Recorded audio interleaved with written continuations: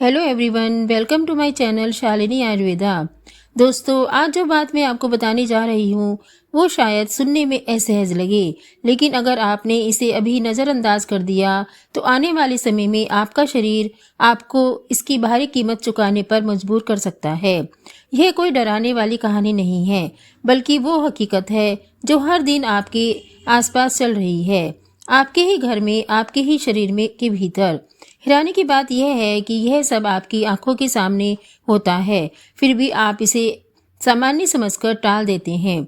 आज मैं किसी जादुई इलाज या चमत्कारी दावे की बात नहीं कर रही। आज हम उस जड़ की बात कर रहे हैं जो कि असली समस्या को जन्म देती है और जहां पहुंचकर ही उसे हमेशा के लिए शांत किया जा सकता है। आपके शरीर में बहने वाला खून सिर्फ एक तरल नहीं है, यही आपकी ऊर्जा है, आपकी ताकत है, आपकी हर हरकत का ईंधन है। लेकिन जब यही खून आप अपनी रफ्तार खो देता है, जब यह भारी, सुस्त और वेशिला सा हो जाता है, तब शरीर के अंदर से चीखने लगता है। पैरों में जलन, हाथों में झंझनाहट, रात के सन्नाटे में अचानक दर्द से नींद का टूट जाना, यह सब संयोग नहीं होते। यह संकेत होते हैं यह सब संकेत होते हैं, चेतावनियां होती हैं जो आपका शरीर आपको बार बार देता है। समस्या यह है कि हम उन्हें सुनना ही नहीं चाहते। मैं खुद को कोई बड़ा विशेषज्ञ नहीं मानती। मैं भी आप ही की तरह एक साधारण इंसान हूँ, लेकिन वर्षों से एक बात मैंने बहुत साफ देखी है। बाहर से हंसते जलते काम करते लोग अंदर से ही अंदर टूट रहे होते हैं।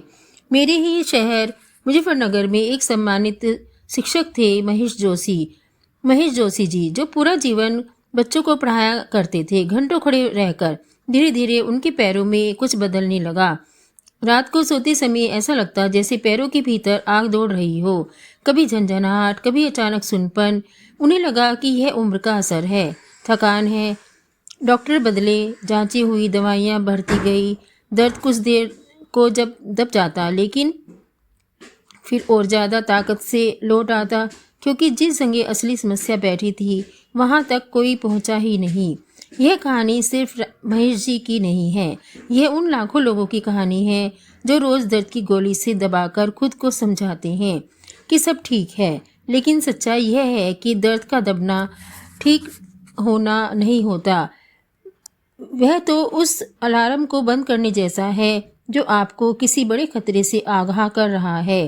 भीतर भीतर ही भीतर जो आग जल रही है वह बुझती नहीं, बल्कि और गहरी होती जाती है। ऊपर से ये दवाइयाँ शरीर के उन अंगों पर बोझ डालती हैं जो आपको जिंदा रखने का काम करते हैं।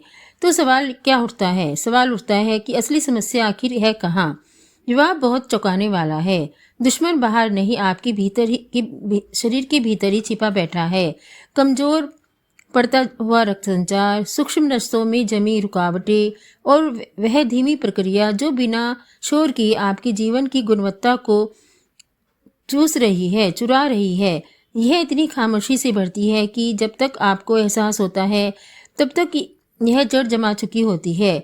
और यहीं से शुरू होती है यह कहानी, जिसे अगर आपने समय रहते समझ लिया तो आगे का रास्ता पूरी तरह बदल सकता है। अगर शरीर को समझना हो तो उसे एक बहती हुई व्यवस्था की तरह देखना होगा।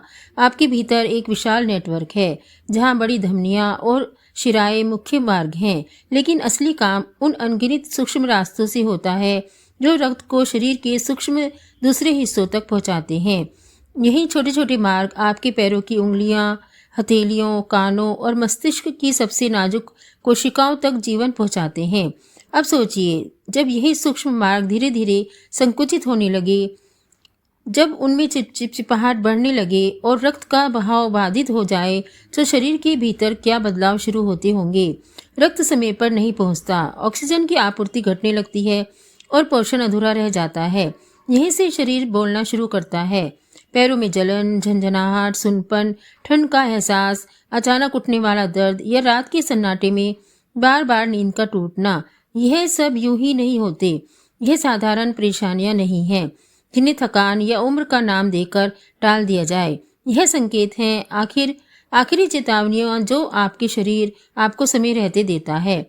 अगर उन्हें अनसुना कर दिया जाए तो मांसपेशियां धीरे धीरे अपनी ताकत खोने लगती हैं, तंत्रिकाएं जरूरत से ज़्यादा संवेदनशील हो जाती हैं और फिर एक ऐसा दौर आता है जहां सुधार करना मुश्किल होता जाता है।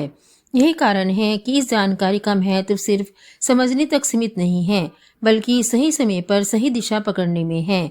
आज मैं जिस प्राकृतिक मार्ग की बात कर रही हूँ, उसका उद्देश्य किसी चमत्कार का दावा करना नहीं है। यह उस प्रक्रिया को समझने और सहारा देने का तरीका है जिनसे शरीर स्वयं इन अवरोधों को धीरे धीरे कम कर सके। यह एक शांत लेकिन प्रभावी रास्ता है जो शरीर की स्वाभाविक क्षमता को फिर से सक्रिय करने का काम करता है। अक्सर लोग यह मान लेते हैं कि रक्त संचार की समस्या केवल पैरों तक सीमित रहती है, लेकिन सच्चाई इससे कहीं ज़्यादा गहरी है। जब शरीर के निचले हिस्से में रक्त का प्रवाह बाधित होता है तो उसका असर पूरे तंत्र पर पड़ता है। हृदय को सामान्य से अधिक मेहनत करनी पड़ती है। हर धड़कन के साथ शारीरिक दबाव झेलना पड़ता है, जैसे किसी भारी और गाढ़े प्रवाह को जबरदस्ती आगे बढ़ाया जा रहा हो। इसका असर धीरे धीरे रक्तचाप, हृदय की धड़कन, हृदय की थकान और शरीर के संतुलन पर दिखाई देने लगता है। इसका प्रभाव मस्तिष्क तक पहुंचता है और यही बात सबसे ज़्यादा चिंताजनक है। मस्तिष्क के एक ऐसा अंग है जो निरंतर रक्त और ऑक्सीजन पर निर्भर करता है। जब यह आपूर्ति बाधित होती है तो स्मरण शक्ति कमजोर पड़ने लगती है, एकाग्रता टूटती है और निर्णय लेने की क्षमता प्रभावित होती है। अक्सर लोग इसे उम्र का असर मान लेते हैं, जबकि वास्तविक कारण मस्तिष्क की सूक्ष्म रक्त वाहिकाओं को पर्याप्त ऊर्जा का न पहुंच पाना होता है। इस तरह पैरों में दिखने वाली परेशानी दरअसल शरीर के भीतर चल रहे एक गहरे असंतुलन की ओर इशारा कर रही होती है। अब जरा कल्पना कीजिए, अगर कोई ऐसा तरीका हो जो इन सूक्ष्म मार्गों को धीरे धीरे साफ करने में मदद करे, रक्त को उसकी प्राकृतिक गति में वापस लाए और हर कोशिका तक ऊर्जा तक का प्रवाह बेहतर बनाए, तो शरीर में कितना बदलाव आ सकता है। जिस पद्धति की मैं बात कर रही हूँ इसी सिद्धांत पर काम करती है। यह न तो कोई जटिल चिकित्सा है और न किसी आधुनिक उपकरण पर निर्भर है। यह एक प्राचीन और प्राकृतिक और तर्कसंगत आदत है जिसे हमारे पूर्वज शरीर को संतुलित और सक्रिय रखने के लिए अपनाते थे। सबसे महत्वपूर्ण बात यह है कि इसे आप अपने घर पर बहुत ही कम खर्च में और सुरक्षित रूप से अपना सकते हैं और शरीर को भीतर से मजबूत बनाने की दिशा में एक ठोस कदम उठा सकते हैं। इस पूरी पद्धति की शुरुआत सुनने में जितनी सरल लगती है, उसका प्रभाव उतना ही गहरा है। इसका आधार है गुनगुना पानी, लेकिन इसे केवल पानी समझ लेना इसकी शक्ति को कम आंकना होता है। यहाँ गुनगुना पानी एक माध्यम की तरह काम करता है जिसके साथ दो ऐसे प्राकृतिक तत्व जुड़ते हैं जो इस साधारण आदत को शरीर के लिए एक सशक्त सहायक प्रक्रिया में बदल देते हैं। पहला है शुद्ध प्राकृतिक कपूर। वही कपूर जो भारतीय आयुर्वेद परंपरा में लंबे समय से उपयोग होता आया है, ना कि कोई आर्टिफिशियल सुगंध है। दूसरा है हमारे घरों में सहज रूप से मिलने वाला नींबू। जब ये तीनों एक साथ आते हैं तो इनका प्रभाव शरीर के रक्त संचरण तंत्र पर भीतर तक महसूस किया जा सकता है। स्वाभाविक है कि मन में यह प्रश्न उठे कि इतनी सामान्य चीज़ें इतनी जटिल समस्या पर कैसे काम कर सकती हैं। इसका उत्तर किसी जटिल सिद्धांत में नहीं बल्कि शरीर की मूल कार्य प्रणाली में छिपा है। गुनगुना पानी पैरों की रक्त वाहिकाओं को धीरे धीरे सुरक्षित रूप से फैलाने में मदद करता है। जैसे कि यह रक्त वाहिका खुलती हैं, उनके भीतर रक्त के बहने की जगह बढ़ जाती है और प्रवाह सहज होने लगता है। पैरों के माध्यम से शरीर के निचले हिस्से में जो ठहराव और जड़ता बनी रहती है वह धीरे धीरे टूटने लगती है और जब इसी गुनगुने पानी में शुद्ध कपूर मिलाया जाता है तो प्रभाव और गहराता चला जाता है। कपूर का स्वभाव ही ऐसा है कि वह त्वचा के संपर्क में आते ही स्थानीय रक्त प्रवाह को सक्रिय कर देता है। यह त्वचा के माध्यम से अवशोषित होकर उन हिस्सों तक पहुंचता है जहां रक्त का प्रवाह मंद पड़ा हुआ होता है। साथ ही उसकी तीव्र लेकिन संतुलित सुगंध तंत्रिका तंत्र पर प्रभाव सीधा असर डालती हैं। यह उत्तेजना को कम करती हैं, नसों को शांति देती हैं और शरीर को एक ऐसी अवस्था में ले जाती हैं जहां रक्त का प्रवाह स्वाभाविक रूप से बेहतर हो जाता है। नींबू का रस इस प्रक्रिया में शांत और निर्णायक भूमिका निभाता है। उसमें मौजूद प्राकृतिक अम्ल और एंटीऑक्सीडेंट त्वचा के माध्यम से शरीर की सफाई की प्रक्रिया को सहारा देते हैं। रोम छिद्र खुलते हैं, त्वचा अधिक सक्रिय होती है और रक्त वाहिकाओं की दीवारों को स्वस्थ रखने में सहायता मिलती है। लंबे समय से जमा अपशिष्ट तत्वों को बाहर निकालने का संकेत मिलता है, जिससे रक्त अधिक तरल और स्वच्छ बनने लगता है। अब यदि इस पद्धति को अपनाने की प्रक्रिया को समझें तो इसमें किसी जटिल तैयारी की आवश्यकता नहीं होती। एक ऐसा पात्र लिया जाता है जिसमें दोनों पैर आराम से डूब सकें। उसमें 3 से 4 लीटर पानी रखा जाता है। उसे गुनगुना किया जाता है। ध्यान बस इतना रखना होता है कि पानी बहुत गर्म ना हो। तापमान ऐसा हो कि शुरुआत में हल्की गर्माहट महसूस हो और कुछ ही क्षणों में शरीर उसे सहज रूप से स्वीकार कर ले। यही वो अवस्था है जहाँ रक्त वाहिकाएं धीरे धीरे खुलने लगती हैं। इसके बाद इस पानी में 1 या 2 टुकड़े शुद्ध कपूर के अच्छी तरह पीसकर मिला दिया जाता है ताकि वह घुल सके। कपूर घुलते ही वातावरण में एक तीव्र लेकिन सुकून देने वाली सुगंध फैल जाती है। फिर ताजे आधे नींबू का रस धीरे से पानी में निचोड़ा जाता है, इस बात का ध्यान रखते हुए कि बीज ना गिरे। जब सब तैयार हो जाए तो आराम से बैठकर दोनों पैरों को इस गुनगुने पानी में डुबोया जाता है। इस समय किसी तरह की जल्दबाजी ना करें। चाहे तो आंखें बंद कर सकते हैं, सांसों को सामान्य और गहरा होना दे सकते हैं। शरीर को गर्माहट और सुगंध के साथ सामंजस्य बनाने दिया जाता है। लगभग 10 से 15 मिनट तक गर्म पानी में रहते हुए इस दौरान पैरों में रक्त का प्रवाह सक्रिय होने लगता है। नसों पर जमी कठोरता ढीली पड़ने लगती है और भीतर एक हल्केपन का अनुभव उभरता है। यह कुछ मिनट बाहर के देखने में साधारण सा लगता है, लेकिन शरीर के भीतर एक सूक्ष्म परिवर्तन चल रहा होता है। उष्णता त्वचा के माध्यम से भीतर तक पहुंचती है। सिकुड़ी हुई रक्त वाहिकाएं और धीरे धीरे खुलने लगती हैं और रक्त के लिए रास्ता सहज बनता है। कपूर उस प्रवाह को गति देता है और नींबू की उपस्थिति पूरी प्रक्रिया को ताजगी और शुद्धता का संकेत देती है। यही वो क्षण होता है जहाँ शरीर अपने प्राकृतिक संतुलन की ओर लौटने की शुरुआत करता है। इस प्रक्रिया के दौरान आप स्वयं महसूस करेंगे कि पैरों के भीतर जो बेचैनी लंबे समय से जमी हुई थी, वह चाहे भारीपन के रूप में हो या खिंचाव के रूप में हो या जलन के रूप में हो, वो धीरे धीरे ढीली पड़ने लगती है। पैर हल्के प्रतीत होने लगते हैं, जैसे उन पर कोई अदृश्य बोझ हट रहा हो। कई लोगों को तलवों या एड़ी के आसपास हल्की सी धड़कन या स्पंदन का अनुभव भी होता है। यह कोई कल्पना नहीं होती और न ही मन का भ्रम। यह उस क्षण का संकेत है जब रक्त का प्रवाह धीरे फिर से सक्रिय होकर उन हिस्सों तक पहुंच रहा होता है जहां लंबे समय से उसकी कमी बनी हुई है। त्वचा के ठीक नीचे आपको यह एहसास होने लगता है कि जीवन शक्ति वापस लौट रही है। इस साधारण सी लगने वाली प्रक्रिया का प्रभाव केवल पैरों की जलन या दर्द तक सीमित नहीं रहता। जब पैरों की नसों का दबाव कम होता है और रक्त का प्रभाव संतुलित होने लगता है तो पूरे शरीर पर इसका असर दिखाई देने लगता है। दिन भर की जमी हुई थकान धीरे धीरे उतरने लगती है। जो लोग लंबे समय तक खड़े हो रहकर या एक ही जगह बैठकर काम करते हैं, वे महसूस करते हैं कि पैरों के भीतर की गहरी थकावट इस अभ्यास के बाद काफी हद तक कम हो जाती है। शरीर में एक सहजता लौटने लगती है, जैसे चलना और खड़ा होना फिर से आसान हो गया हो। अच्छे रक्त संचरण का असर त्वचा पर भी साफ दिखाई देता है। पैरों की तलवों की फटी हुई त्वचा धीरे धीरे बढ़ने लगती है क्योंकि अब उसे आवश्यक पोषण मिलने लगता है। रूखापन कम होता है और त्वचा अधिक कोमल महसूस होती है। जिन लोगों को पैरों से दुर्गंध की समस्या बनी रहती है, उन्हें भी धीरे धीरे सुधार दिखाई देता है। कमजोर रक्त प्रवाह के कारण त्वचा की प्राकृतिक रक्षा क्षमता घट जाती है और बैक्टीरिया आसानी से पनपते हैं। जब रक्त संचारण बेहतर होता है तो शरीर स्वयं ही इस असंतुलन से लड़ना शुरू कर देता है। शाम के समय इस प्रक्रिया को करने पर एक और महत्वपूर्ण लाभ सामने आता है। शरीर केवल शारीरिक रूप से ही नहीं बल्कि तंत्रिका स्तर पर भी शांत होने लगता है। नसों की उत्तेजना कम होती है, मन की बेचैनी धीमी पड़ जाती है और शरीर स्वाभाविक रूप से नींद की अवस्था की ओर बढ़ता है। कई लोग अनुभव करते हैं कि उनकी नींद गहरी और अधिक निर्बाध हो जाती है क्योंकि उस समय केवल पैर नहीं बल्कि पूरी तंत्रिका तंत्र विश्राम की स्थिति में आ जाती है। यदि कोई व्यक्ति अपनी विशेष समस्याओं के अनुसार उसके प्रभाव को थोड़ा और गहरा करना चाहता है तो कुछ सरल बदलाव किए जा सकते हैं।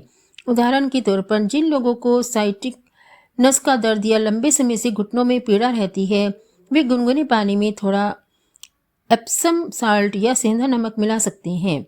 इसमें मौजूद मैग्नीशियम मांसपेशियों के खिंचाव को कम करने और नसों पर पड़े दबाव के को हल्का करने में सहायक होता है। कई लोगों को इस परिवर्तन के बाद पैरों के भीतर के गहरे दर्द में स्पष्ट राहत महसूस होती है। इसी तरह जिन लोगों को तलवों में अत्यधिक जलन, झंझनाहट या सुई से चुभने जैसा अनुभव होता है, वे अक्सर तंत्रिका संबंधी असंतुलन का संकेत होता है। उसमें थोड़ा सा सेब का सिरका या साधारण सिरका भी मिलाया जा सकता है। यह त्वचा के पीएच संतुलन को बेहतर बनाने में मदद करता है और असहज तंत्रिकाएं अनुभूतियों को कम कर सकता है। फिर भी यह समझना जरूरी है कि ये सभी अतिरिक्त विकल्प हैं। केवल गुनगुना पानी, शुद्ध कपूर और नींबू का संयोजन ही अपने आप में पर्याप्त प्रभावशाली है।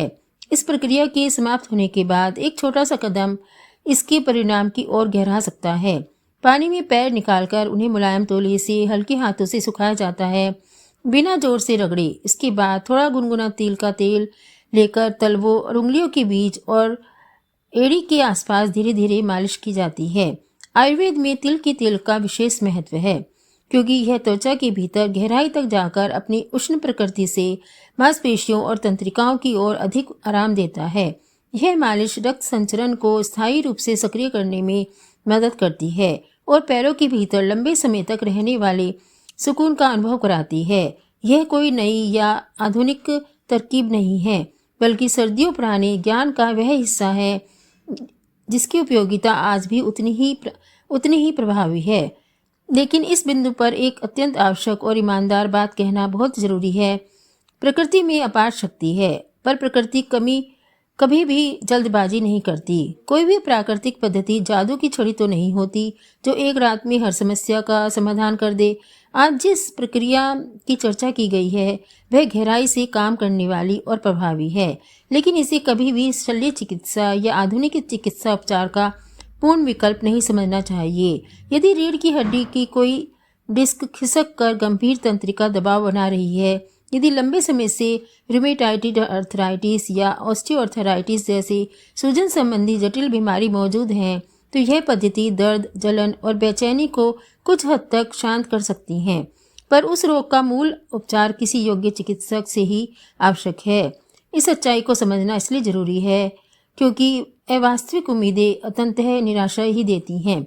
यह पद्धति विशेष रूप से उन स्थितियों में सबसे बेहतर काम करती है जहां रक्त संचरण कमजोर पड़ जाता है, तंत्रिका संबंधी समस्याएं अभी शुरुआती स्तर पर हो, मांसपेशियों में लंबे समय तक तनाव जमा हो गया हो, ठंड के कारण पैर सुन्न पड़ गए हों या सामान्य पैर दर्द और थकान जीवन का हिस्सा बन गई हो। ऐसी मांसपेशियों में शरीर की स्वाभाविक सुधार क्षमता को सक्रिय करना ही सबसे बड़ा उपचार होता है और यही वो स्थान है जहां यह प्रक्रिया अपना स्वाभाविक वास्तविक योगदान देती है। अब यह प्रश्न स्वाभाविक है कि कोई व्यक्ति कैसे समझे कि यह प्रक्रिया वास्तव में उसकी शरीर पर काम कर रही है या नहीं। इसका उत्तर बहुत सरल और व्यवहारिक है। इसे लगातार 7 से 10 दिन तक अपनाएं। इस अवधि में शरीर स्वयं संकेत देने लगता है कि पैरों की जलन और भारीपन में कमी आने लगती है। सुबह उठते समय पैरों की जकड़न पहले जैसी नहीं रहती और रात को नींद अधिक गहरी और स्थिर होने लगती है। कई लोग कुछ ही दिनों में यह महसूस करते हैं कि उनके पैर पहले की तुलना में हल्के और अधिक सहज हो गए हैं। यही संकेत बताते हैं कि रक्त संचरण धीरे धीरे सही दिशा में लौट रहा है। जब यह प्रारंभिक चरण पार हो जाए तो इसे रोज करना अनिवार्य नहीं रहता। एक दिन छोड़कर या सप्ताह में 3 बार भी पर्याप्त है। यहाँ कोई महत्वपूर्ण तत्व है नियमितता। कभी कभार में करने में लाभ नहीं मिलता, लेकिन नियम के साथ अपनाने पर शरीर इस आदत को अपनी स्वाभाविक प्रक्रिया का हिस्सा मान लेता है और उसी के अनुसार प्रतिक्रिया देने लगता है। आज की यह पूरी चर्चा केवल एक पद्धति की जानकारी भर नहीं है, बल्कि आपके शरीर के बीच के रिश्ते को दोबारा विचार करने का निमंत्रण है। आपके पैर पूरे दिन आपका भार उठाते हैं, बिना किसी शिकायत के, बिना किसी आवाज़ के। चाहे आप खड़े हों, चलते हों, काम कर रहे हों या विश्राम कर रहे हों, वे हर क्षण आपका साथ निभाते हैं। उनकी देखभाल कोई विलासिता नहीं, बल्कि स्वयं के प्रति एक जिम्मेदारी है। यह सरल, सुरक्षित और किफ़ायती पद्धति शायद इसी जिम्मेदारी को निभाने की पहली और आवश्यक सीढ़ी बन सकती है। इसलिए आज से ही शुरुआत करें, अपने शरीर की भाषा को समझने का प्रयास करें। जो जलन, जो दर्द, जो थकान आप महसूस करते हैं, वे आपके शत्रु नहीं, ये चेतावनी देने वाले संकेत हैं। आप यह निर्णय लें कि आप इस पीड़ा के चक्र को नहीं तोड़ेंगे। आपके आपके स्वस्थ जीवन की यात्रा में आज एक नए अध्याय की शुरुआत हो सकती है, जहां आप अपने शरीर की उपेक्षा नहीं बल्कि देखभाल का उत्तर देंगे। यदि यह जानकारी आपके जीवन में थोड़ा सकारात्मक परिवर्तन ला सकी है, तो उसे अपने प्रियजनों के साथ अवश्य साझा करें, ताकि वे भी इसका लाभ उठा सकें। आपके अनुभव, प्रश्न या विचार हों तो उन्हें साझा करना ना भूलें। स्वस्थ जीव आपका मेरे आयुर्वेदिक चैनल शालिनी आयुर्वेदा में बहुत स्वागत है। आप इससे जुड़ें और स्वस्थ रहें। मैं इस चैनल पर नित्य नई जानकारियाँ देती रहती हूँ और आपको ये वीडियो कैसी लगी इस बारे में भी ज़रूर बताएं। सभी स्वस्थ रहें, सभी सुरक्षित रहें। आज के लिए इतना ही। मिलते हैं अगली नई जानकारी के साथ। धन्यवाद।